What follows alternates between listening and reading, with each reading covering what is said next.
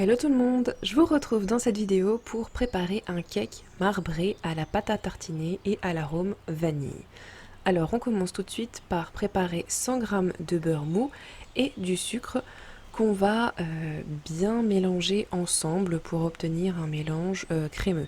Donc pour ça c'est important que votre beurre soit mou mais pas du tout fondu. Une fois qu'on obtient cette texture de crème, on va séparer le blanc des jaunes pour 3 œufs.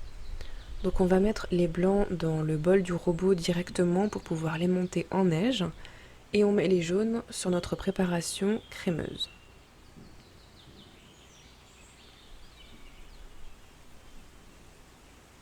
Une fois que c'est fait, on prépare 200 g de farine,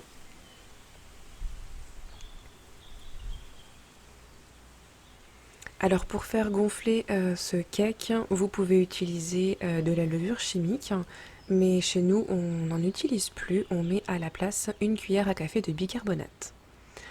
Alors là j'ai mis le robot à tourner pour monter mes blancs en neige avec le fouet, comme je vous ai montré. Et pendant ce temps, moi je prépare le reste de la pâte à gâteau, donc avec le bicarbonate et la farine que j'ajoute petit à petit. On va ajouter également 5 cuillères à soupe de lait. Donc au total il en faut 8, mais moi je le fais en 2 fois. Donc dans la recette, dans la description sous la vidéo, je vous noterai 8 cuillères de lait, mais je préfère le mettre en 2 fois. Donc la farine petit à petit et pareil pour le lait. Donc avant j'ai ajouté 5 cuillères de lait, il me reste encore 3 cuillères à ajouter. Si on ajoute toute la farine d'un coup, on va avoir une pâte trop dure. Et si on ajoute tout le lait d'un coup, ça va gicler partout. Alors maintenant, il va falloir séparer la pâte en 2 parties. Alors on va faire à peu près 60% dans un saladier et 40% dans un autre saladier. Donc en gros, on fait moitié-moitié, mais il y aura une moitié qui sera un peu plus grosse que l'autre. Tout simplement parce que d'un côté, on va ajouter de la vanille et de l'autre, on va ajouter de la pâte à tartiner. Donc la pâte à tartiner ira dans la partie où il y en a le moins, puisque la pâte à tartiner va ajouter plus de consistance et plus d'épaisseur à la pâte. On en profite pour préchauffer le four à 180 degrés. Donc là j'ai mis 4 cuillères à soupe et je mélange avec la pâte à gâteau. Alors pour la vanille, je n'avais plus d'arôme de vanille. Par contre, il me restait une gousse, donc j'ai décidé de mettre une gousse à la place pour qu'il y ait quand même ce petit goût de vanille. Donc si vous mettez de la gousse, mettez une gousse. Si vous mettez de l'arôme de vanille, ce sera une cuillère à café. Mais tout ça, je vous le note dans la description sous la vidéo, comme d'habitude. Donc si vous mettez une gousse, on gratte les grains pour en récupérer le maximum et on les ajoute à la pâte à gâteau. Donc c'est pour ça aussi qu'il fallait plus de pâte dans ce saladier là, puisque la vanille ne va rien ajouter du tout.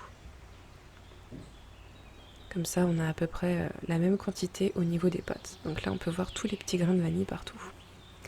Mes blancs sont montés en neige, donc maintenant je vais diviser ça en deux pour l'ajouter de manière égale à mes 2 pâtes. Il va falloir remuer délicatement, comme toujours avec les blancs en neige, pour éviter de trop les casser.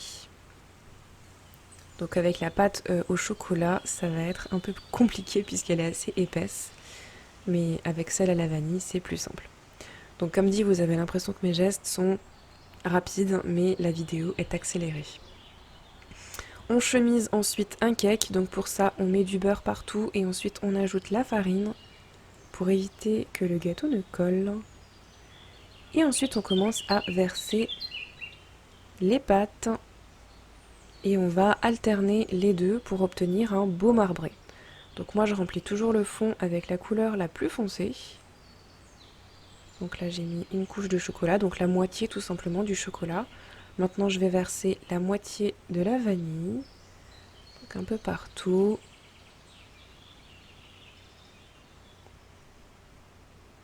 Voilà, que ça recouvre à peu près.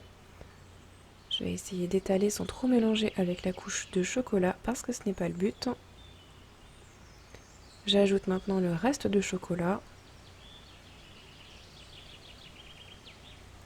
Et ensuite, il n'y aura qu'à verser la couche de vanille qui reste. Voilà. Et la couche de vanille. Et alors maintenant, je prends une pointe de couteau et je vais faire comme une spirale à l'intérieur. Je vais tourner en fait pour ramener la pâte du fond vers le haut.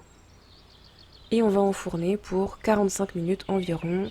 Comme toujours, à la sortie du four, on pointe la lame du couteau dedans. Il faut qu'elle ressorte humide mais propre. C'est comme ça qu'on sait qu'il est cuit. S'il y a de la pâte à gâteau qui remonte avec la lame du couteau, c'est que ce n'est pas encore cuit. Ensuite, on démoule et on met sur un plat. Et il n'y aura qu'à déguster pour le goûter. À vous de vous faire plaisir. Bon week-end!